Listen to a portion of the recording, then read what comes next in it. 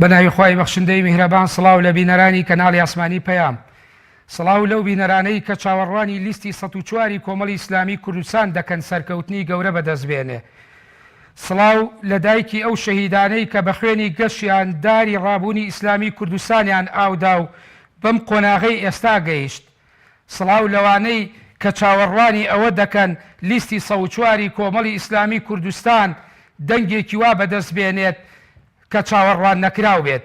بینەرانی بەڕێز و خۆشەویست، بەرنامەی لیستی 104 کۆمەڵی ئیسلامی کوردستان جیاواز لە بەرنامەکانی تر ئەم بەرنامەیەمان لەگەڵ کۆمەڵێک لە سەرکردایەتی و کادیر و چالاکوانی پێشکەوتی بواری ئافرەتان لەناو کۆمەڵی ئیسلامی کوردستانە ئەنجام دەدەین. هەوڵ دەدەین لەم بەرنامەیەدا قسە لەسەر بایەخ و ڕۆڵی ژنان و پێگەی ژنان و کاریگەریان لەناو کۆمەڵی ئیسلامی کوردستانە بکەین. قسە لەسەر ئەوە بکەین ئایا تا چەند کۆمەڵی ئیسلامی کوردستان کاتێک کە ژنان دەنێرێتە ئەنجومەنی نوێنەرانی عێراق سەرکەوتوو دەبێت لە کاروبارەکانیان؟ ئایا پێداویستیەکانی ژنان وا دەکەن کە نوێنەرمان هەبێ یاخود نوێنەری ژن هەبێت لە ئەنجومەنی نوێنەرانی عێراق؟ کۆمەڵی ئیسلامی کوردستان تا چەند پێگەی ژنان بەلایەوە گرنگ و کاریگەرە؟ ئایا ژنانیش هاوشانی پیاوان توانیوانە لەناو کۆمەڵی ئیسلامی کوردستانە کاروبارە سیاسیەکانی کۆمەڵی ئیسلامی کوردستان بەڕێ بکەن و هەروەها قسە لەسەر مافەکانی ژنان بکەن و نوێنەرایەتی ڕاستەقینەی مافەکانی ژنان بکەن؟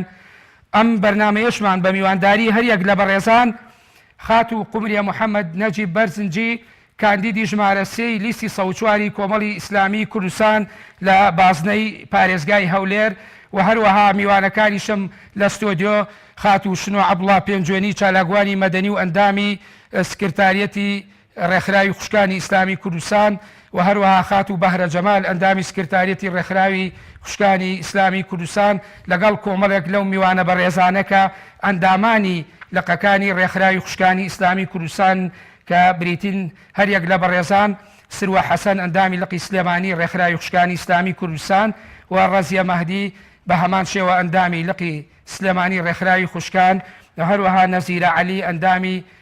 لقی ڕێکخراوی خوشکان لەگەڵ دێرین عومەر ئەویش ئەندامی لقی سلێمانی ڕێکخراوی خوشکانی ئیسلامی کوردستان. بەخێر بێن بۆ ستۆدیۆی 104 بەرنامەی لیستی 104 کۆمەڵی ئیسلامی کوردستان بۆ ئەنجومەنی نوێنەرانی عێراق. ئێستا دەچمە شاری هەولێر بۆ لای خات و قومریە. خات و قومریە سڵاو لێبێ. سڵاوی خۆی گەورەش لە ئێوەی بەڕێز و خۆشەویست. تۆ وەکو کاندیدی ژمارە 3 لیستی 104 کۆمەڵی ئیسلامی کوردستان ئێستا لە سنووری پارێزگای هەولێر کاندید کراوی. ئایا پێداویستیەکانی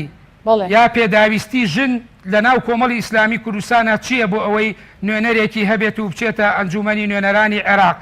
ئەو مافانە کامانن کە بەڕێزت ئەتەوێت داکۆچیان لەسەر بکەی لە ئەنجومەنی نوێنەرانی عێراق وەکو ئافرەتێک یاخود وەکو ئافرەتێکی سەرکردایەتی لە ناو کۆمەڵی ئیسلامی کوردستانە؟ بەڵێ بەناوی خۆی گەورە و میهرەبان، دەستخۆشیتان لێ یەکەم بۆ سازکردنی ئەو بەرنامەیە. دیارە ئافرەتان لە ناو کۆمەڵی ئیسلامی کوردستاندا پێگە و شوێنی تایبەت بە خۆیان هەیە، و ئافرەتان توانیویانە بە درێژایی بزوتنەوەی ڕزگاری خوازی گەلی کورد هاوشانی براکانیان لە ڕوبەڕووبوونەوەی ڕێمی بەعس بەشدار بن، و خەباتی شاخیان گرێدا بە خەباتی شارەوە و بەردەوام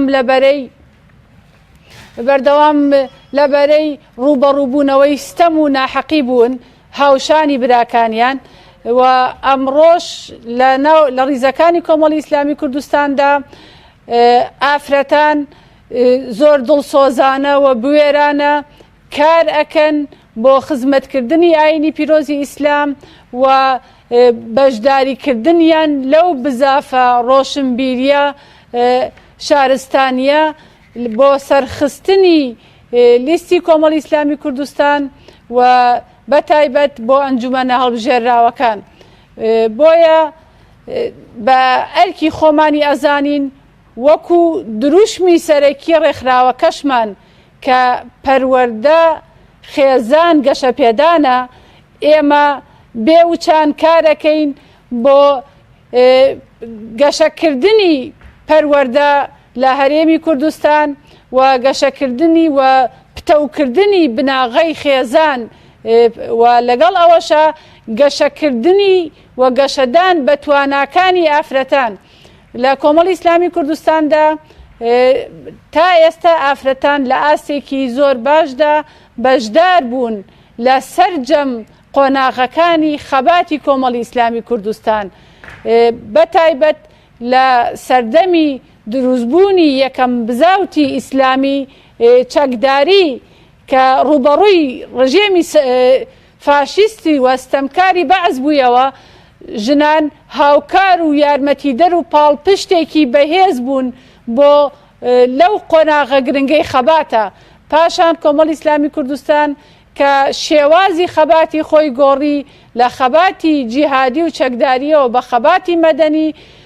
ژنان و ئافرەتانی کۆمەڵی ئیسلامی کوردستان زۆر دڵسۆزانە و بوێرانە شان بەشانی براکانیان بەشداریان لە سەرجەم پرۆسە دیموکراسیەکانە کردووە لە سەرجەم ئەو خۆپیشاندانانەدا کردووە بۆ بەدەستهێنانی مافەڕەواکانی گەلی کورد و پێداگریکردن لە چەسپاندنی مافە شەرعی و ڕەواکانی ئافرەتان بۆیە لەم قۆناغەشدا کە ئەتوانین بڵین لە نیوەی زیاتر لە دەنگدەرانی کۆمەڵی ئیسلامی کوردستان و نیوەی زیاتر لە ئەندامانی کۆمەڵی ئیسلامی کوردستان ئافرەتانن چاوەڕێ دەکەین لەو قۆناغەی کە لە تازەش لە بەردەممانایە لە پێشمانایە جارێکی تر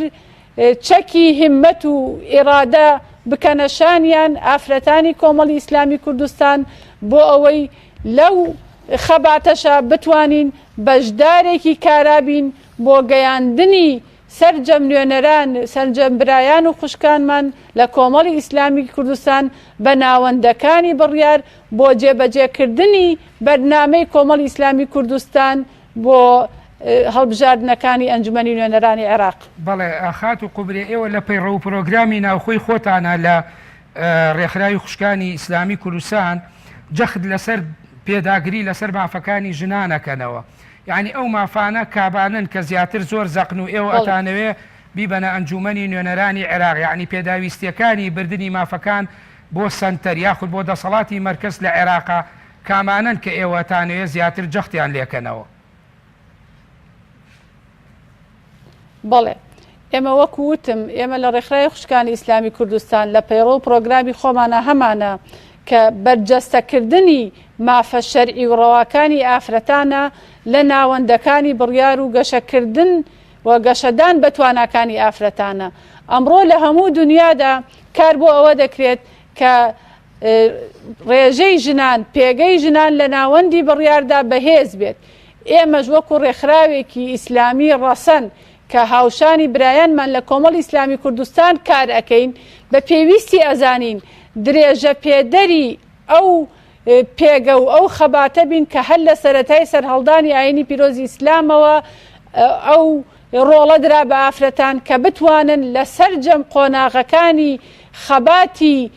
گەشەکردنی ئاینی پیرۆزی ئیسلام هاوشانی پیاوان بەشدار بن لە خەباتی نهێنی لە هیجرەت لە جیهاد لە بانگەواز و لە سڵح و ئاشتیا ژنان لە سەردەمی ئیسلام و لە سەردەمی سەرەتای سەرهەڵدانی ئاینی پیرۆزی ئیسلام بەشدارێکی کارایان هەبووە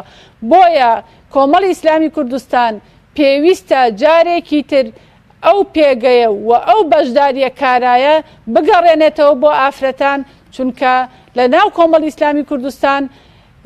نیوەی بە ئەندامانمان ئافرەتانن کە شان بەشان و ماندوونە ناسانە کاریان کردووە ئێمەش بۆ بەرجەستەکردنی ڕۆڵی ئافرەتانمان لە ناوەندەکانی بڕیار و گەیاندنی مافە شەرعیەکان بە ئافرەتانی خۆمان بە پێویستی ئەزانین نوێنەرایەتی برایان و خوشکان و بەتایبەت ئافرەتانمان کەین و هەوڵ بدەین کە لە ئەنجومەنی نوێنەرانی عێراق کۆمەڵێ پرۆژە و بخەینە بواری جێبەجێکردن بۆ بە دەستەبەرکردنی ئەو ئامانجانەی کە لە کارنامەی ڕێکخراوی خوشکانی ئیسلامی کوردستاندا هاتووە. لەو ئامانجانە بۆ نمونە هەماهەنگیکردن لەگەڵ ڕێکخراوەکانی تری ئافرەتان لە ناوە و دەرەوە بۆ ئەوەی بتوانین ڕۆڵی ئافرەتانی ئیسلامی ڕۆڵی خوشکانی ئیسلامی زیاتر لە ناوەند بەرجەستە بکەین. پاشان هەوڵدان و ئاسانکاریکردن بۆ پێکهێنانی خێزان و پاراستنی ئارامی کۆمەڵایەتی ئەمەش دەتوانین بە پرۆژە یاسا بکەین بۆ لە کارنامەی کۆمەڵی ئیسلامی کوردستانی شاهەیە کە کار ئەکەن بۆ بەدیهێنانی تۆڕی پاراستنی کۆمەڵایەتی و خستنەڕووی کۆمەڵێ پرۆژە کە لە خزمەتی سەرجەمشین و توێژەکانی کۆمەڵگەدا بێت بە تایبەت ئافرەتان گەنجان خاوەن پێداویستیە تایبەتەکان. لێ پرسم سپاس بۆ خات و قوبریە. شنۆخان ئێوەکو چالاگوانە یاخودۆکو ئەندامی سکرتارەتی ڕێکخراوی خوشکانی ئیسلامی کوردستان هەمیشە لەو بوارە کارتان کرۆوە لە مەحفەلە گشتیەکان و کۆڕ و کۆبوونەوەکانە قسەتان لەسەر ئەو نابەرامبەری ژن و پیا و بە تایبەتی لە کۆمەلگای کوردی و عێراقی ئەگەر بیژێت ڕۆژهەڵاتی ناوەڕاست بە شێوەک لە شێوەکان ئەمە یعنی جێگەی بۆتەوە تایە نابەرامبەری و نایەکسانی هەبووە لە نێوانی نێر و میایە ژن و پیاوە. زۆر ئێوە جەختان لەوە کردێتەوە کۆمەڵی ئیسلامی کوردستان ئەوەتەی ئێوە یاعی لەو ماوەیە کە ئێوەتان لە سکرتارێت ئیشەکەن پێتان وایە کۆمەڵی ئیسلامی کوردستان یعنی پاساودەری ئەوە بۆ یاخود توانیوێتی کار بۆ ئەوە بکاکە ئەو ناعەدالەتی و نابەرامبەری لە نێوان پیاوان و ژنانەوە ئەو گلیانەی کە ژنان هەیە لە ناو کۆمەلگا وەستەمی کۆمەڵایەتیان لەسرە ئەم هێزە سیاسی توانی بێتی کاری بۆ بکات. بەڵێ بەناوی خۆی گەورەی مێرەبان سپاس بۆ بەڕێزت کاگارم سپاس بۆ تێگەڕای بینەرانی کەناڵی ئاسمانی پێم. ئەگەر ئێمە قسە لەسەر پێگەی ژنان بکەین بە تێگڕا هەر لە مێژووە تاوەکو ئێستا توانم بڵێم ئافرەتان زوڵمیان لێکراوە لە ڕووی نایەکسانی و نادادگەری. بەڵام ئەگەر باسی هەرێمی کوردستان بکەین لە عێراقیش بەتایبەتر هەرێمی کوردستان لە دوای ئازادکردنی عێراق و بەڕاستی توانم بڵێم ئافرەتان بە شێوازێکی باش هاتوونەتە پێش و توانیویانە بەدەر لەو بواری کە بواری سەرەکی خۆیانەوەکو بواری کۆمەڵایەتی لە بوارەکانی ترابێنە پێشوەکو بواری ئابووری بواری سیاسی و ئێمە ئێستا لە هەرێمی کوردستاندا بەتایبەتی لەم بانگەشەی هەڵبژاردنە دەبینین کە ڕێژێکی بەرچاوی ئافرەتان چۆن ئەڵی خۆیان کاندید کردووە بۆ چوونە نێو چۆن ئەڵی پرۆسەیە کە بە ئەندامبوونی پەرلەمانە لە عێراقا. ئەتوانم بڵم کۆمەڵی ئیسلامیش چۆن ئەڵی وەکو قومریخان باسی کرد ئافرەتان لە ناو خودی کۆمەڵی ئیسلامیە گرنگی و تایبەتمەندی خۆیان هەیە و پێگەیەکی بەهێزیان هەیە و توانیویانە بەڕاستی خۆیان دەربخەن بەوەی کە بتوانن بچنە پێش بە تایبەترۆک و باسم کرد لە بواری سیاسیدا و ئێمە لەم بانگەشەی هەڵبژاردنەدا ئەتوانم بڵم ئافرەتمان هەیە کە یەکیان قومریخانە چۆتە پێش و کەسانی باشمان هەیە کە توانیوانەوە کۆمەڵی ئیسلامیش بەڕاستی ئەتوانم بڵێم وەکو حیزبێکی سیاسی هەرێمی کوردستان وەکو ئەوەی کە وەکو حیزبێکی بە جورئەت کە هەڵوێستی مەردانەی خۆی هەبووە بە تایبەتی لەم 4 ساڵەدا کە نوێنەرمان هەبووە لە عێراق و لە کوردستانیش پاڵپشتێکی زۆر بەهێزی ئافرەتانی کردووە ئەمە جێشانازیە بۆ ئێمە ڕەنگە لێرە لەوێ هەندێک گلەیمان هەبوو بێمە وەکو خۆمان وەکو خودی ئافرەتان بەڵام ئەم گلیانە نابێتە ئەوەی کە ئەوان نەبنە پاڵپشتی ئێمە بەڵکو بۆ ئەوەی کە شنۆخان ببوورە پێ دوایە ئەم هێزە سیاسیە جیاوازە هێزەکانی تر تێڕوانین و دیدی و بۆچوونی بۆ پرسی ژن و مەسلەی ژنان و هێنانە پێشەوەی ژنان و ئیشکردنی ژنان و پیاوان پێکەوە شان بەشانی یەکتری جیاوازە لە هێزە سیاسەکانی تر ئەکرێ ینی بڵێ ئەو سیمە و خەسەتانە کامانن کە ئەم هێزە جیاکرێتەوە بۆ بایەخدان بە مافەکانی ژنان و هێنانە پێشەوەیان و کارکردنیان شان بەشانی پیاوان جیاواز لە هێزەکانی قسەکردن لەسەر پێکەی ژنان لە تێگڕای حیزبە سیاسەکاندا ئەگەر ئێمە بەو مطلقە باسی نەکەین هەموو چۆن ئەڵێ هێزە سیاسەکان کە ئافرەتی تێدایە هەموو ڕێکخراویان هەیە کە باگراوندەکەیان حیزبیە ئێمە ژووکو ڕێکخراوی خوشکانی ئیسلامی کوردستان کە چۆن ئەڵی سەر بە کۆمەڵی ئیسلامین ئەتوانم بڵم جیاوازیمان هەیە چونکە لە هەموو حیزبێکە چۆن ئەڵی جیاوازیەک هەیە لە مابینی پیا و ئافرەتە زۆر جار ئەو جیاوازیە بۆ خودی ئافرەتەکە خۆی دەگەڕێتەوە یاخود پیاوانن هەندێک لە پیاوانن کە ناهێڵن لەو بوارەدا بێتە پێش وای لێ کردووە کە ئافرەتان ڕۆڵێکی کاریگەریان نەبێ بەڵام من ئەتوانم بڵم کۆمەڵی ئیسلامی چۆن ئەڵی کارێکی کردووە کە بەوەی کە بتوانێت ئافرەتان بێنێتە پێش و بخۆشان ئافرەتان هاتوونەتە پێش ئەوەی کە لە بەرنامەی هەڵبژاردننی کۆمەڵدایەکێ لە خاڵەکان کە زۆر گرنگە دەڵێ کاراکردنی ڕۆلی ئافرەت و لابردننی ئەو ستەمەی کە لەسەردی بەڕاستی ئەم خاڵە بۆ ئێمە زۆر گرنگاوە لە بواری عملیشدا چۆن ئەڵی جێبەجێ کرا و ئیشی لەسەر کراوە کە ئێمەی ئافرەتان ئێمە ڕێکخراوی خوشکانی ئیسلامی کوردستان کە سەر بە کۆمەڵی ئیسلامین هاوکاری تاوامان بوون و ئێمە شتوانیمانە بڕای تۆ ئەو ستەمە چییە کە لەسەر ئافرەتانەیە کۆمەڵی ئیسلامی لێرە لە بەندی سیا لێرە جەخت دەکاتەوە لەسەری ئەڵێ لابردنی ئەو ستەمەی کە لە سەریانە ئستەم هەیە بە تایبەتی چۆن ئەڵی کاگەرم لە ئێستاە ئەگەر ئێمە قسەی لەسەرکەین کە بانگشی هەڵبژاردنەوە بەرە پرۆسێکی گەورە ئەچین بۆ ئەنجومەنی نوێنەرانی عێراق ئەوەیە کە نسبەی کۆتایە بۆ ئافرەت بەڕاستی ئەمە وەک ئەڵێم زوڵمێکە لە ئافرەت دەکرێت هەرچەندە ئەوە لە مادەی چلونۆی چۆن ئەڵی دەستوری عێراقیدا چەسپێنراوە کە ڕێژەی ئافرەتان بۆ کۆتا دەبێت لە 125 بێ ئەگەر لەو ڕێژەیە بۆ ئەو بە شێوازی گشتی بۆ جۆرە دانراوە ئەگەر تۆ قسە لەسەر ئەمە بکەی ئەمە ئافرەتان بەڕاستی زوڵمێکە کە لیان کراوە دوایی دێمە سەر کۆتا و پرسیارەت لە یەکەم بابشمە لای خاتوو بەهرە جەمال خاتوو بەهرە بەخێراتن دەکەین پێم وابێ بەڕێز لە ڕێگایەکی دووری شەوە توی بەخێر بێ بۆ ستۆدیۆی 104 کۆمەڵی ئیسلامی کوردستان بۆ ئەنجومەنی نوێنەرانی عێراق ئەمەوێت تۆ وەکو ئەندامی سکرتارەتی ڕێکخراوی خوشکانی ئیسلامی کوردستان و پرسیارەت لێ بکەم کۆمەڵی ئیسلامی لە ڕابردووە لەوانەیە بۆ پۆستی ئەنجومەنی نوێنەرانی عێراق لە ئاسی پێویستە ئافرەتانی متمانەی ئەو تۆی بەدەستنێنایە بەڵام لە پەرلەمانی کوردستان و لە ئەنجومەنی پارێزگاکان ئافرەتانی چۆتە سەرە و هەی بووە بە بڕای تۆ ئەدای ئافرەتان و ڕۆڵ و توانای ئافرەتانی کۆمەڵی ئیسلامی کوردستان لە ئەنجومەنی پارێزگاکان یاخود لە پەرلەمانی کوردستان یاخود لەو پۆستانەی تر ئەگەر هەندێک لەو پۆستانەی کە ئافرەتان ڕۆڵیان تیابینی و ئەگەر تەنانەت ئەوەی ئەنجومەنی خانمانیش باس بکەین کۆمەڵ چۆن توانیوەتی ئافرەتانی کۆمەڵ ڕۆڵێکی کارا ببینن شان بەشانی پیاوان وەکو ئەوەی کە نوێنەرایەتی هێزێکی سیاسی یاخود نوێنەرایەتی توێژی ئافرەتانیان کرد بێت دەست خۆی وەسڵای خۆی پەروەردگار لە بەڕێستان و لە سەرچەم بیسەرانی بینەرانی کەناڵی پێیان بێ بەنسبەت پرسیارەکەت کاگەرم بێگومان من بەدڵنیاییەوە دێڵێم کە ئەو خوشکانی کە لە ڕێی کۆمەڵی ئیسلامیەوە پەروەردەی ڕێکخراوی خوشکانی ئیسلامی کوردستان بوون و بە هەڵبژاردنیان هەر شێوازی کە چووەتە ناوەندەکانی بڕیارەوە جاوە بەڕست ئاماژەت پێکرد ناوەندی بڕیار پەرلەمانی کوردستان بێ ئەنجومەنی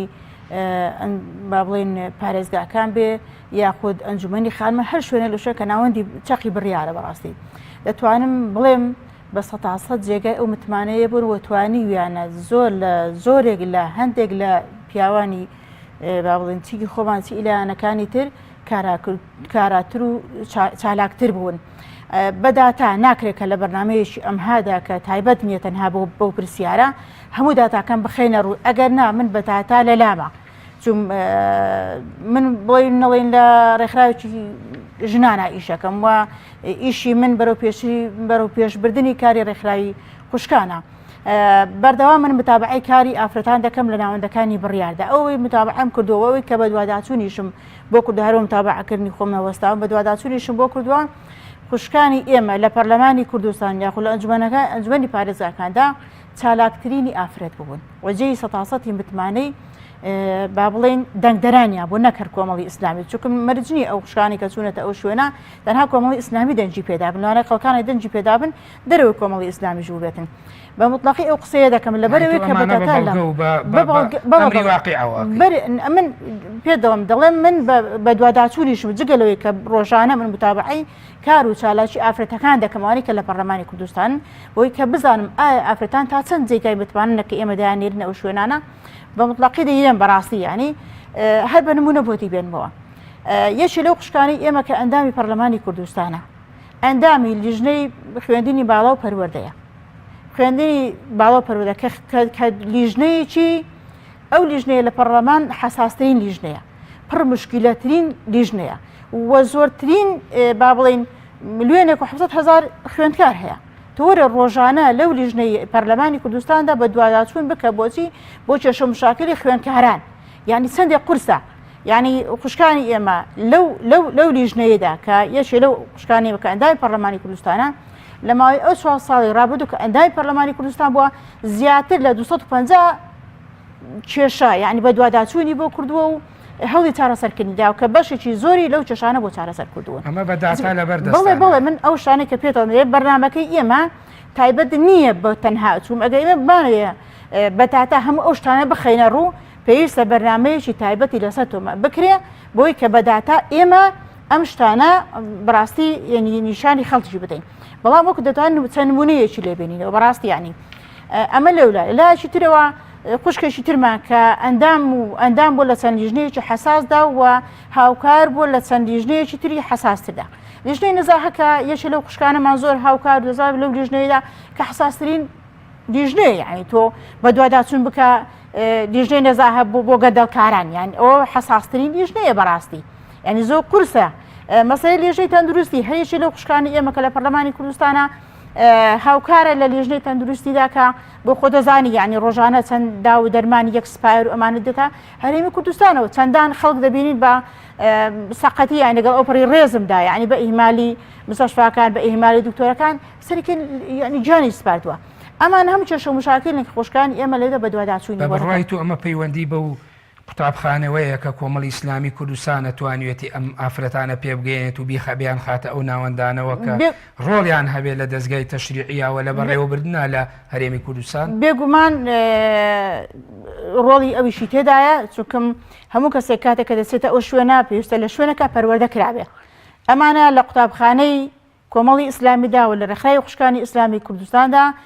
پەروەردە کراون و ڕێنوانی کراون ئەمە بۆ ئەنجومەنی نوێنەرانی عێراقیش ڕاستە بۆ هەمان ڕاستە دەکرێت ئێمە بەیانی خوشتی ترمانکانیدا بینێرینە بینێ ئەنجومەن نوێنەرانی عێراق وەکو ئەوان هاوتای ئەوان کارا بن بەڕاستی پێ دوایە جیاوازی خات و بەهرە پێ دوایە جیاوازی ئەنجومەنی نوێنەرانی عێراق لەگەڵ بۆ نمونە هەرێمی کوردستان کە دوو واقع و دوو ژینگەی سیاسی و کۆمەڵایەتی جیاوازیەکەیان لە چی ئایسا لێرە لە هەرێمی کوردستان کۆمەڵی دۆسیە هەبووە کە هەستیار بووە دەستی بۆ برا و ئافرەتانی ئێمە ڕۆڵیان بینیوەتیایە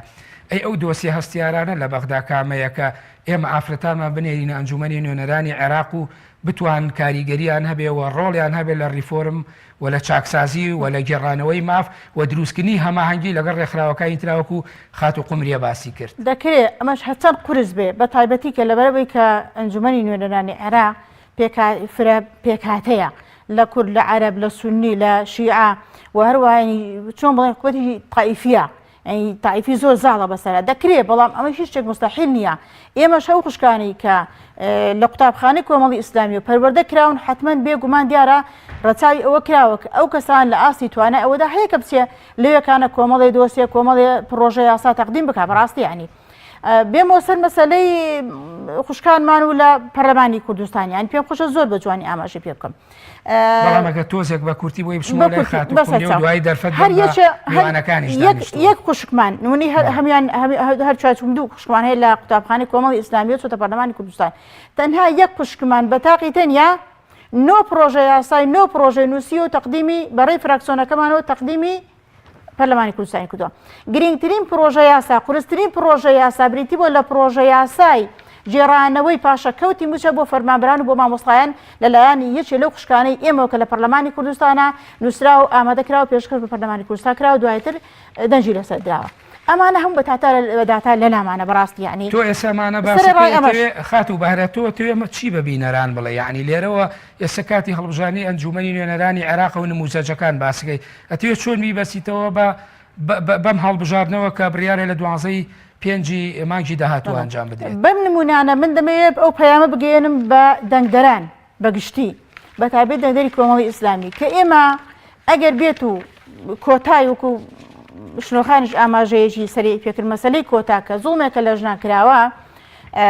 ئەگەر بۆ تاقیکردنەوە بوو بێ بۆ ئیمتیحانێکی ژنان بوو بێ بیان لێناوەندەکانی بڕیار بزانین ئەدایان چۆن دەبێ یاخود کارابوونی خۆیان نیشانی بە واقعی نیشانی دەنگدەر بدەن و بۆی کە متمانە دروستکەن لای متمن ئەم بابەتە گوزەشت وەکو چۆن بڵێن یعنی ئێستا بە واقعی بینیومانە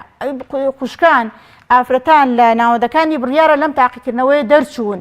ینی پێویست نییە بەوەی کە چیتە لەژێر تاقیکردنەوەدا پێویستە دەنگدەر ئەمە ڕەچاو بکە یعنی هەر بەو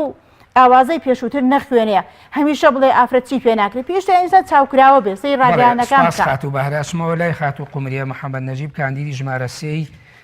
پارێزگای هەولێر لە لیستی سەوچواری کۆمەڵی ئیسلامی کوردستان خات و قومریە تۆ ڕاستە کۆمەڵێش هێڵی گشتیت باس کرد لە پێشترا کەوتت ئێمە ئاماژمان ئەوەیە کۆمەڵێ کێشە و گیر و گرفت و هەروەها پرۆژە بین ئەنجومەنی نوێنەرانی عێراق وەکو خۆت بە تەحتیدی و بە دیاریکراوی ئەو پرۆژانە کامانەت کە ئەتەوێ ئیشی لەسەر بکەیت بۆی بچیتە ئەنجومەنی نوێنەرانی عێراق و بتوانی نوێنەرایەتێکی ڕاستەقینەی ئافرەتانی کورد بکەی وەکو یەکێک لە ئافرەتە چالاکەکانی کۆمەڵی ئیسلامی کوردستان. بەڵێ دیارە من وەکووتم کاتێکە سەیری کارنامەی ڕێکخراوی خوشکانی ئیسلامی یەکەم لەگەڵ کارنامە و بەرنامەی کۆمەڵی ئیسلامی کوردستان بۆ هەڵبژاردنەکانی ئەنجومەنی نوێنەرانی عێراق سەیرەکەم زۆربەی ئەو خاڵانەی کە ئێمە وەکو ڕێکخراوی خوشکانی ئیسلامی لە بەرنامەی کار و ئامانج بە ئامانجمان گرتۆ بۆ کارمان بۆ ئافرەتان و خزمەتی ئافرەتان زۆربەی ئەو خاڵانە لە کارنامەکە و بەرنامەکەی کۆمەڵی ئیسلامی کوردستاندا بە دیاریکراوی هەیە. بۆیە من جارێ ئەمەوێ لە ڕاستیدا ڕاستە ئافرەتم بەڵام سەرجەم دەنگدەران دڵنیا بکەمەوە کە نوێنەرایەتی سەرجەم دەنگدەرانی خۆم ئەەکەم و متمانەیان ئەپارێزم بە بێ جیاوازی. بەڵام لەگەڵ ئەوەشە چونکە ئافرەتم مافی خۆمە تایبەتمەندیەکی زیاتر بدەم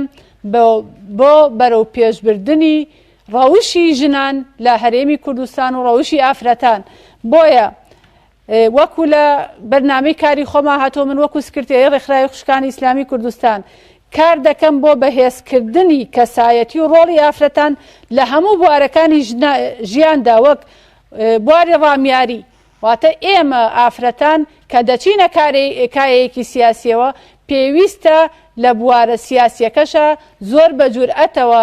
کار بکەین بۆ جێبەجێکردنی خاڵ بە خاڵی کارنامە و بەرنامەی کۆمەڵی ئیسلامی کوردستان. پاشان لە بواری ڕۆشنبیری و ئابووری تەندروستی بە هەمان شێوە ئەمەیان پرسیارەت لێ بکەم زۆربەی ئافرەتان کاتێک ئاچنە ئەنجومەنی نوێنەران یاخود پۆستەکان یا ئەچنە کێبڕکەی هەڵبژاردنەکانەوە سیستەمێکیان بۆ دانراوە پێوترێ سیستەمی کۆتا بڕوا دوایە ئێوە وەکو ئافرەتێکی لێهاتوو ئەم جارەیان کە هەستەکەین یعنی ئافرەتێکی چالاکن ئەوانەی کۆمەڵی ئیسلامی بە تایبەتی لە پەهەرد و پارێزگای سلێمانی و لە پارێزگای هەولێر بڕاتان وایە ئێوە بە دەنگەکانی خۆتان جیاوازەوەی کە لە نێوان دوو کەوانە زۆر جار بە سیستەمی کۆتا و تێ خێرپێکردن بە ئافرەتان ئەندازەیەک بە جۆرێ لە جۆرەکان ئەگەر خوێندنەوەیکی واقعی بۆکەی وەکو جۆرێک لە پلە دوو وایە ئێوە بڕاتان وایە ئەم جارە جیاواز لە جارەکانی پێشوو لە دەرەوەی سیستەمی کۆتا بە دەنگەکانی خۆتان و بە ئیستحقاقی خۆتان پشتە ئەنجومەنی نوێنەرانی عێراق. من متمانم بە دەنگدەرانی خۆم و دەنگدەرانی کۆمەڵی ئیسلامی کوردستان هەیە. ئەم هەڵبژاردنێکی گرنگ و هەستیارە بە نیسبەتی کۆمەڵی ئیسلامی کوردستانەوە چونکە لەسەر ئاستی نێودەوڵەتی حسابی بۆ دەکرێت و ئێستاش لەسەر ئاستی نێودەوڵەتی گرنگیەکی زۆر ئەدرێ بە بەشداری ژنان و پێگەی ژن لە ناوەندەکانی بڕیار. لە 2011ەوە یاسایەک لە نەتەوە یەکگرتووەکان دەرچووە یاسای 1325 بڕیاری 1325 بە پێی بڕیاری 1325 گرنگیەکی زیاد ئەدرێ بە بەشداری ژنان لە ناوەندەکانی بڕیار. من قەناعەتم وایە دەنگدەرانی کۆمەڵی ئیسلامی کوردستان نەک بە یاسای ئەلمانی بەڵکو بە یاسای ئیسلام ئەو جارە بە دەنگی خۆیان ئافرەتان ئەنێرن بۆ ئەنجومەنی نوێنەرانی عێراق بۆ ئەوەی بەهێز و بە قووەتەوە داکۆکی لەسەر جەم مافەکانیان بکات و بەهێز و قووەتەوە پڕۆژەکانی بخاتە خزمەتی سەرجەم هاوڵاتیان بە تایبەت ئافرەتان و کەم دەرامەتان. زۆر سپاس شنۆ خان ویست پێشتر باسی کۆتا بکەیتەوە ئێستا لە قوبنیەخانیشم پرسی زۆر متمانەی بەخۆی هەیە کە جیاواز لە جارانی پێشوو کە بە کۆتا ئافرەتان چوونەتە پێشەوە ئەو بە دەنگەکانی خۆی بە ئیستحقاقی خۆی بچێتە پێشەوە و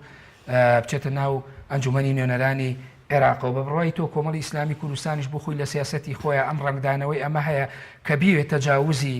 ئەو شێواز و ئەو قانونە بکایە ئەو یاسایە بکە کە سیستەمی کۆتا بۆ ژنان دانراوی تر کۆتایی پێبێنێت و بتوانێت بە مافی خۆی و بە حەقی خۆی و بە دەنگەکانی خۆی بچێتە پێشەوە بەناو ئەنجومەنی نوێنەرانی عێراق؟ بەڵێ ئەگەر ئێمە باس لە سیستمی کۆتا بکەین ئەکرێ سەرتا بپرسین کۆتا چییە؟ بەڕاستی گرنگە تۆ نەتەوەی گرتوەکان بە بڕیاری ژمارە 15 ساڵی 1990 هەروەها کۆنگرەی ئافرەتانی جیهانی پەکین لە ساڵی 1995 داوای کردووە ڕێژەی ئافرەتان لە 100 کەمتر نەبێ بۆ کۆتا بۆی کەوای کردووە لە هەر وڵاتێک ڕێژەیەک دیاری بکرێ کە ئەو ڕێژەی تایبەتە بە ئافرەتان. کۆتا چییە؟ کۆتا ئەوەیە کە تۆ چۆن ئەڵی بەشێک یاخود پشکێک ئەدەی بە ئافرەتەکە کە ئەمە دابەشی ئەەکەی دەنگەکان بەسەر ئافرەتە بەوەی کە بە شێوازێکی ئیجباری کە ئەبێت هەر قوارێکی سیاسی یاخود هەر حیزبێکی سیاسی کە ئافرەتی مڕەشەح کرد بێت پاڵێوراو بێ ئەبێ ئەو ڕێژەیە ینی کۆتا نسبەی کۆتا بیگرێتەوە بەڵام ئەگەر دەنگی خۆی بێ ئەمە شتێکی جیاوازە. بەڵام کۆتاکە کۆلە کۆنکرێتیە دانرا و تەسپیتە بڵێ بەبێ ئەوە حەدێکە لە ئەوانی کە دەنگەکانی ئەندازەیەک لە پێشی کۆتاکانی ترەوە بێت. هەر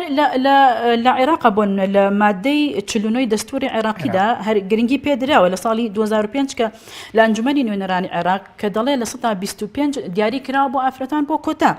کاتە ئەگەر ئێمە قسە لەسەر کۆتا بکەین ئەم شێوازە ئەکاکە وەکو پشکێک وەکو چۆنەڵی خێرێک ئەکرێت بە ئافرەت بە شێوازێکی ئیجباری کە ئەبێ ئافرەتان ئەگەر ئافرەتمان هەیە بەڕاستی 500 دەنگی هەبوو بۆ بە ئەندامی پەرلەمان بۆ لەبەر ئەوەی بۆتە کۆتا بۆ منە ئەگەر لە هەر ئەگەر سلێمانی وەربگرین ئەگە هەر 8 کورسی بێ بۆ نمونە 6 ئافرەت بێ ئەو کاتە تۆ چی ئەەکەی ئەبێتە 4 بەیەک ینی لانی کەمە بێت تۆ 5 ئافرەت دەربچێت. ئەمە بەڕاستی یا شێوازێکی تر ئەڵێ دابەشکردنی کورسی بەسەر پاڵێراواندا لەناو پاڵێراوەکاندا 3 پاڵێراوی بەهێز هەبێت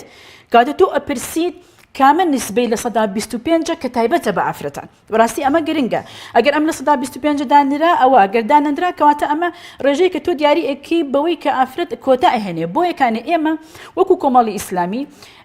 طموحمان لەوە هەیە وەکو ڕێکخراوی خوشکان وەکو ڕێکخراوی ئیشکردن و کاری و ڕێکخراوی خوشکانیش تایبەتە بە کۆمەڵی ئیسلامی بۆ لەسەر ئەوەکەی ئیشکردنیەوە تا چەند ڕەنگەوەی ئەمەکەن بە تەوعیە و بە وشیاری کە تەجاوزی ئەو عەقڵێتە بکەین. فەلسفەی بڵین ڕێکخراوی خوشکانی ئیسلامی وەکو کار و ئەدای خۆی ئێمە هانی خوشکانمان ئەدەین کە دەنگ بدەن بە ئافرەتان بەڵام ئایا ئافرەتان بەم جۆرە کە ئێمە ئەمە ئیشی لەسەر ئەەکەین بەڕاستی 100% ئەمە ئەپێکین بەوەی کە هەموو ئافرەتان دەنگ بدەن بە ئافرەتان بۆ ئەوەی کە بەپێی ئەو مافەی خۆی دەربچێت بەپێی ئەوەی کە نەچێتە کۆتا بۆ خۆی وەکو مافێکی خۆی ئافرەت بچێتە ئەنجومەنی نوێنەرانی عێراق. ئەمە ئەدای ئێمە بۆ ئیشکردن وەکو ڕێکخراوی خوشکانی ئیسلامی کوردستان بەڵام بەداخەوە تا ئێستا ئەتوانم بڵێم لەسەر ئاستی هەرێمی کوردستان و ئێمەش بۆکو ڕێکخراوێکی ئیسلامی کە بوونمان هەیە لە هەرێمی کوردستانە نەماتوانیەوە ینی بە شێوازێکی ئەکتیڤانە چۆن ئەڵێ قەنەعەت بە تێگڕا نەک بڵێن بە تێگڕای ئافرەتان بکەین کە دەنگ بدەن بە ئافرەتان هەمان ینی بەو جۆرە دەنگ ئەیا بە ژن بۆ ژن بەڵام هەیە قەنەعەتی بەوەنی ئەسڵەن هەر دەنگ با بە ژن ئەمە قەنەعەتی کولی خۆیەتی بەو جۆرە بیر ئەکاتەوە بەڵام تۆ ئێمە هەر بەو جۆرە ئیش لەسەر ئەوە ئەکەین کە پێویستە ئێمە وەکو ڕێکخراوی خوشکانی ئیسلامی کوردستان ئافرەتانمان ئەگەر پێشتر بە کۆتا ڕۆشتون با ئەم جاران بە دەنگی خۆی بڕوە ئەوە بۆ ئێمە زۆر گرنگە وەکاری سەرەکی ئێمە. بەهرەخان بە بڕوای تۆ وەکو چالاگوانێەوە ئەندامێکی سکرتارەتی ڕێکخراوی خوشکانی ئیسلامی کوردستان ڕۆڵی ئافرەتانی کۆمەڵی ئیسلامی چۆنەبی لە بانکەشەکردن بۆ لیستی 104 کۆمەڵی ئیسلامی کوردستان لە کاتێکا کە ئەبین ڕێژەیەکی بەرچاوی ئەندامەکانی کۆمەڵ لە توێژی ئافرەتان پێکات یاخ بڕین خوشکان پێکاتوە. ئافرەتان ناو کۆمەڵی ئیسلامیدا بەتایبەتی لە کاتی بانگەشەی هەڵبژاردندا ڕۆڵی یەکجار گرنگیان هەیە لە زۆرە لە شوێنەکان لە لەقەکانە لە کە ئێمە 5 لەقمان هەیە و ئەنجومەنەکان لە قەزاکانە کە ئەنجومەنمان ئەنجومەنی خوشکانمان هەیە لە زۆر شوێنەکانە شەوانە چۆن برایان دەرچوون بۆ لێدانی پۆستەر و وێنە و ئەو شتانەی کە پێڵێن بانگەشەی هەڵبژاردن و ناساندنی لیستەکە خوشکان بە شەویش بە شانبەشانی برایان بەشداریان کردووە. ئەمە لایەکی ترەوە مەسەلەی کاری هەڵبژاردن خۆزانی بە بەرنامەیە واتا تۆ لە هەفتەی یەکە ماچیەکەی لە دووە ماچیەکەی مەسەی هەڵمەتی ماڵ هەیە کۆڕ و جێرانی کۆڕ و سیمینار هەیە بۆ کاندیدەکان ئێوە چۆنە لە منتیقەی کۆیە و هەولێر و ئەو بەگشتی زۆر باشە دوێنێ یان پێرێ بوو لە هەولێر خوشکان هەستان بە دابشکردنی کارتی کاندیدەکانی کۆمەڵی ئیسلامی بەسەر خەڵکە لە پارکەکانە لە شەقامەکانە ئەمە گرنگە بپرسم ببوورە ئەمە طبعاً وەکو دەمارگیریەک نییە بڵێم بۆ ئافرەتان یا لایەنگری هەرچەند حەقی خۆشتانە تا چەند ئێوە یعنی دڵسۆزی زیاترە نوێن بۆ ئەوەی کە هەرچەند هەموو بربژێرەکان یا بڵێن هەموو کاندیدەکانی کۆمەڵی ئیسلامی کوردستان جیاوازی نییە بۆ هەمومان بەڵام تا چەنێ ئێوە زیاتر ئیشەکەن بۆ ئەوەی کە نوێنەری ژن بڕواتە سەرەوە کە ئەندازەیەک نزیکترە لە خواستەکانی ئێوە ئەتوانن زووتر پرۆژەکانتان بگەن و خێراتر لە خەمەکانی ئێوە تێگا بێگومان ئەوە دروستە من ناوی نانێم دەماگیری لەبەر ئەوەی کە ئێمە لە ڕابردوودا وەگوی کە تەجربەی هەمانە خوشکانی ترمان ناردۆتە ناوەندی بڕیار ئەوەندەی یعنی بە تەحەداوە دێڵم ئەوەندەی کە خوشکان بە دەمەوەی ئێمە هاتوون وەکو ڕێکخراوی خوشکان کار و چالاکیمان هەبووە شتمان هەبووە ئومێدەوارم کە برایانی لە پەرلەمان ئەوانە لێمان عاجز نەبن یعنی چونکە من بە تەحەداوە دێڵێم کە ئەوەندەی خوشکان بە هانا و بە دەم ئێمەوە هاتوون مادی و معنەوی ئەوەندە برایان بە دەمانەوە نەهاتوون بەڕاستی بۆیە من لای خۆمانەوە یعنی چۆن بڵین پێم باش نییە فەرق و جیاوازی بکرێت چون کاندەکانی کۆمەڵی ئیسلامی هەمووی یەکە بەلای چ خوشکان چ بران بەڵام مافێکی خۆشمانە کە ئێمە وەکو خوشکان هەوڵی جددی بدەین بۆ سەرخستنی خوشکانمە وەکو بەڕێست ئاماژەت پێکرد ئەوان زیاتر لە معاناتی بەڵام ئەو حەقەشەین کە کۆمەڵی ئیسلامی کوردستان مادام بڕای بەوە هەیە ئافرەتان ئیشەکە و ڕێکخراوێکیە هەڵبەت ئەزانێت کە ئێوە خۆتان نتوانن چالاکانەتر و ئەکتیڤتر بن پاسیڤ نەبن بتوان لە بوارەکەی خۆتانە کار بکەن بێگومان ئەوە شەیە بەڵام هێشتا ئێمە هەر دەبێ زیاتر ئەو متمانەی کۆمەڵی ئیسلامی هەیە بە ڕێکخراوی خوشکانە بە ئێمە بەڵام هەر ئێمە دیسان لە پاڵ ئەوەشا هەر دەبێ ئێمە هەوڵ و کۆشتی خۆمان بکەین بەڕاستی بۆیە ئێمە ئەو هەوڵانی کە دەیدەین لە کۆڕوسی مینارجێڕان لە بەخشینەوە چۆن بڵین دابشکردنی کارت و ناسانی کاندیدەکانمان بەبێ جیاوازی بەڵام ئەگەر لە شوێنێکیشە زیاتر هاوکاری خوشکە کاندیدەکان بکەین ئەو حەقی خۆیەتی سپاس بەهرەخان با بچمە لای ئەم میوانە بە ڕێزانە پێشەکی داوای لێبوردنەکەم سروەخان سروە حەسەن ئەندامی سکرتاریەتی ڕێکخراوی خوشکانی ئیسلامی کوردستانەوە من وتم ئەندامی لەق سروەخان ئێوە هیچتان کردووە بۆ بانگەشەکردن بۆ لیستی 104 کۆمەڵی ئیسلامی کوردستان یاخود بڵین ئەوەی کە کردوتان ئەتانەوێت زیاتریشی بکەن لە ئایندا بۆ ئەم چەند ڕۆژەی بانگەشەی هەڵبژاردن کە ماوێتی بەنای خی گەورە دەستخۆشی بەرنامەکە لە یەکەم ئەلحەمدولیلا خوشکان ڕۆڵێکی کارایان هەبووە لەم بانگەشی هەڵبژاردنەیە زۆر بە ورە و بەتینەوە هەڵساون بە بانگەشەکردن خوشکانی لەق زیاتر هەستاون بەو کارە پێم خۆشەکە لە خۆیان پرسی انشاءالله و من جێگەی دەستخۆشیە بۆ خوشکانی خۆمان کە بتوان بۆ شێوەیە بە شەو بێت بە ڕۆژ بێ هەرچ کارێکیان پێ بسپێرێت بە ڕازگویانە و تۆ چیت کردووە لە گەڕک و ماڵە خزم و دراوسێ و شتەکان هیچت کردووە بۆیان گەڕاوی پەیامەکەی خوشکان بگەینیتە ماڵەکانی ئەو ماڵانی خوشکانیان پێ نەگەشت بێت بە پێی توانای خۆم ئەوەی کە لە دەستم هات پێ کردبێتم لەبەر وەزنی تەندروستی خۆم لەوە چێ زۆر شتم نەکردوێ نەمتوانی بێ زۆر شت بکەم بەڵام ئەوەی پێم بکرێت هەرچۆنێک بێ هەر هاوکارم و پشتیوانی لیستی 104 ئەەکەم لەبەرەوەی کاندیدەکانمان بەڕاستی داوا لە خەڵکی شەکەم کە متمانیان پێ بەخشن کاندیدەکانمان بەڕاستی جێ متمانەی خەڵکن ڕاستگۆن ژنانمان کە بەشدارن والله الحەمدوللا باشە لەخوا بەزیابێ هیوادارم ئینشاڵڵا کە بە سەوتی خۆیان ئەو خوشکانە بچنە جێگە و مەکانی خۆیان ئینشاڵڵا بۆ تۆ زۆر سپاس ئێستا ڕەزیەخان ڕەزیە مەهدی ڕەزیەخان تۆ چیت کردووە بۆ پاڵپشتی لە لیستی 104 کۆمەڵی ئیسلامی کوردستان ئایا تۆش بە هەمان شێوەی سروەخان کە باسی کرد توانیوتە ئیش بکەی بۆ ئەو لیستەوە ئەو ئیشانە زیاتر ئێوە لە چ بوارێکە کاریان بۆکەن بۆ سەرخستنی لیستەکە بسم الله الرحمن الرحیم دەستخۆشتان لێکم بۆ بەرنامەیە من وەکو ئەندامی لقی سلێمانی ڕێکخراوی خوشکانی ئیسلامی بەڕاستی بەرنامە و پلانمان هەبوو بۆ ئەم هەڵبژاردنە هەفتەی یەکەم و دووەممان بەڕێ کرد بە جۆرەها چالاکی و بە جۆرەها چۆن ئەڵەی تەوزیعکردنی کارتەکان و بە ناساندنی کاندیدەکان بە خەڵکی و بەرنامە و پلانی تایبەتیشمان هەیە بۆ ئەم دوو هەفتەی کەوا ماوە و بەبێ هیلاک بوون و بەبێ ماندووبوون شان بەشانی برایان هەوڵی خۆمانمان داوە و بۆ ئەم چەند هەفتەی کە چۆن ڕۆژێک کە ماویشە لە پێشمان بە پشتیوانی خۆی گەورە ئەو پەڕی هەوڵ و توانای خۆمان ئەخەینە گەڕ بۆ سەرخستنی لیستەکەمان بەڵێ تۆ زیاتر ئەو کارانەی کە کردان ئایا ئێوەش پۆستەراتان هەڵواسی خۆت ئەو کارتانی کە دابەشان کرد لەکوێ دابشتانە کردەوە ئەڵبەت من بە ڕەچاوکردنی بارودۆخی و باری کۆمەڵایەتی و ژیانی خێزانی ئافرەتانم پرسیارە لە بەڕێستانەکەم بەڵێ وەڵاهی بە پشتیوانی خۆی گەورە هەوڵی خۆماندا و بەڵێ بەشداریمان کردووە لە هەڵواسینی پۆستەراتەکانە بۆ تەوزیعکردنی پۆستکارتەکانیش بە هەمان شێوە بەبێ جیاوازی گەیاندومانە بەڵێ بەو پەڕی هەولی خۆمان بە جۆرە هات چالاکی وەکو ڕێکخرای خوشکانی ئیسلامی یعنی چوینەتە ناو خەڵکەوە و چۆن ئەڵەی کاندیدانی لیستی 104مان ناساندووە بە خەڵک. چیت هەیە بۆ کاندیدا ئافرەتەکان لە لیستی 104 کۆمەڵی ئیسلامی کوردستان لە پارێزگا جیاوازەکانی هەرێمی کوردستان کە بچە ئەنجومەنی نوێنەرانی عێراق؟ وەڵاهی لێرەوە پێیان ئەڵێم ئەو پەڕی هەولی خۆیان بدەن ئینشاءالله بۆ گەیاندنی ئەوەی کە بتوانە خۆیان بگەنە ئەو شوێنانە بە پشتیوانی خی گەورە. زیاتر تێکەڵی خەڵکی ببن و زیاتر هەوڵ و کۆشش بدەن بۆ ئەوی بگەن بە ئەو شوێنە و کە جێی متمانەی خەڵکی بن. دەست خۆش مایکەکەوەی بە دێرین خان خات و دێرین تۆ چیت کردووە بۆ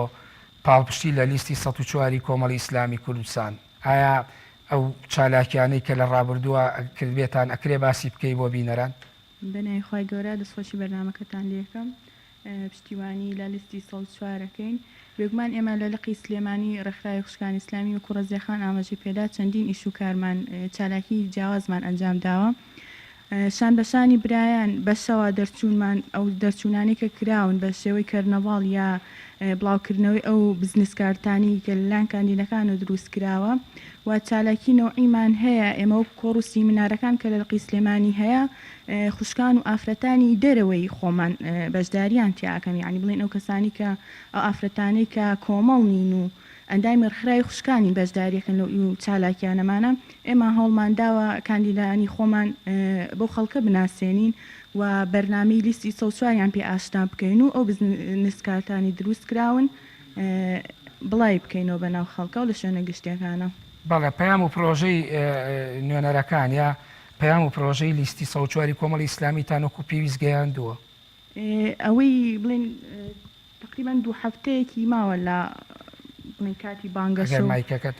بەڵێ ئەو ماوەی کە تێپەڕیوە لە بە کاتی بانگەشە هەوڵی جدیمان ناوە بۆ ئەوی کە ئەو بەرنامەیە بە خەڵک بگەێنین و ئیشەڵا ئەوەیشی کەماوە هەوڵێن زیاتر ئیشی لەسەر بکەین و دەست خۆش سوپاس. ئەچینە لای خاتوو نەزیرە عەلی بزین ئەو چی کردەوە بۆ سەرخستنی لیستی 104 کۆمەڵی ئیسلامی کوردستان لە ئەنجومەنی نوێنەرانی عێراق؟ بسم الله دەستخۆشیتان لێکەم بۆ بەرنامەکەتان. بەڕاستی ئێمە بەدەست جەمعی ئیشەکەین لە ناولقا ئیشەکانمان زیاتر دەستە جەمعیە و زیاتر هەوڵمان ناوە ئەو ئیشانەی کە کردومانە بەیەکەوە کردومانە، بەڵام ئەوەی من خۆم تایبەت بە خۆم کرد بێتم هەر شوێنێک زانی بێتم کە کەسێک هەیە دەنگ بات زیاتر تەرجیعم کردو لەسەرەوەی کە دەنگ بە کۆمەڵی ئیسلامی بات، دەنگ بە لیستی 104 بات، دەنگ بە ئافرەتان بات، چونکە ئافرەتان لە کۆمەڵگای کوردەواریە لە شەرقی ئەوسەتا مەعاناتی خۆیانیان هەیە، بەڕاستی مەعاناتی تایبەتیان هەیە. تاوەکو کەسانمان لە پێشەوە بن لە پەرلەمانەکانە مەعاناتەکانمان بگێنن چارەسەرێگە بێ بۆ کۆمەڵگا ئینشاءالله. بەڵێ سوپاس نەزیرە خان. ئەچمەوە لای خات و قومریە وەکو دوا پرسیار لە بەرنامەکەم. قومریە خان، ئایا ئافرەتان و ڕێکخراوی خوشکانی ئیسلامی کوردستان تا چەند توانیویانە کەمپینەکانیان سەرکەوتوو بێت بۆ لیستی 104 کۆمەڵی ئیسلامی کوردستان بە تایبەتی بۆ کاندیدا ئافرەتەکان کە بیانەوێت کاندیدی ئافرەتیش سەرکەوێت شان بەشانی پیاوان لە پەرلەمانی یا لە ئەنجومەنی نوێنەرانی عێراق نوێنەری ڕاستەقینەی خۆیان هەبێت؟ بەڵێ من حەزەکەم جەخت لەوە بکەمەوە ئافرەتانی کۆمەڵی ئیسلامی کوردستان بەشدارن لەسەر جەم سەروەریەکانی کۆمەڵی ئیسلامی کوردستان بە تایبەت لە 4 ساڵی ڕابردوو. هەڵوێستەکانی کۆمەڵی ئیسلامی کوردستان ئافرەتان لە سەرکردایەتی و مەکتەبی سیاسی و سەرکردایەتی و ئەنجومەنی سەرکردایەتی تا سەرجەم ڕێکخراوی خوشکان و سەرجەم ئافرەتانمان لە سەرجەم ئۆرگانەکان تێیدا بەشدارن، چونکە کۆمەڵی ئیسلامی کوردستان کە قوربانی داوە بە هەموو بزان کە ئافرەتان لە ڕیزی پێشەوەی ئەو قوربانیە بوون، خۆبەخشانە لە ڕیزەکانی کۆمەڵی ئیسلامی کوردستاندا کاریان کردووە بێوچان. بۆیە ئێمە وەکو خوشکانی کۆمەڵی ئیسلامی کوردستان وەکو ئافرەتانی کۆمەڵی ئیسلامی کوردستان چاومان لەوەیە لە چنینەوەی بەرهەمی هەڵوێستەکانە ئافرەتان بێبەش نەکەن، چونکە بە نوێنەرایەتیکردنی ئافرەن ئەتوانن داکۆکی کارێکی ڕاستەقینە بن لەسەر جەم مافی هاوڵاتیان. بە تایبەت ئێمە خاڵێکمان هەیە لە بەرنامی کۆمەڵی ئیسلامی کوردستانە لە تەوەری هاوڵاتی بوونە کە باز لە کارکردنەکات بۆ ژیانێکی ئاسوودە و خانەوادەی خێزانی شەهیدان و کەسانی کەم دەرامەت و بێوەژن و خاوەن پێداویستیە تایبەتەکان هەر هەمان خاڵمان ئێمە لە مادەی شەشی کۆمەڵی ئیسلامی کوردستان و کاندیدی ژمارە سێ لە پارێزگای هەولێر لە لیستی 104 کۆمەڵی ئیسلامی کوردستان بۆ ئەنجومەنی نوێنەرانی عێراق سوپاس بۆ هەریەکە لە بەڕێزان خاتوشن و عەبدوڵڵا پێنجوێنی ئەندامی سکرتایەتی لقی خوشکە ئەندامی سکرتایەتی ڕێکخراوی خوشکانی ئیسلامی کوردستان و چالاکوانی بواری ژنانەوە سوپاس بۆ خاتو بەهرە جەمال ئەندامی سکرتارەتی ڕێکخراوی خوشکانی کوردستان سوپاس بۆ ئەم میوانە بەڕێزانەش کە ئەم شەو لە ستۆدیۆی بەرنامەی لیستی 104 کۆمەڵی ئیسلامی کوردستان بۆ ئەنجومەنی نوێنەرانی عێراق ئامادەبوون سوپاس بۆ هەمولایە. بەڵێ بینەرانی بەڕێز و خۆشەویست بەم شێوەیاتمە کۆتایی بەرنامەی لیستی 104 تا بەرنمەیەکی تر بەڕاستە و خۆی و لە بەرنمەی شەوێکی ترا بەخوای گەورە و میهرەبانتان دەستپێرین کاتێکی خۆش بۆ هەموو لایەک سەرکەوتن بۆ لیستی 104 کۆمەڵی ئیسلامی کوردستان لە ئەنجومەنی نوێنەرانی عێراق سوپاس بۆ ئێوەش.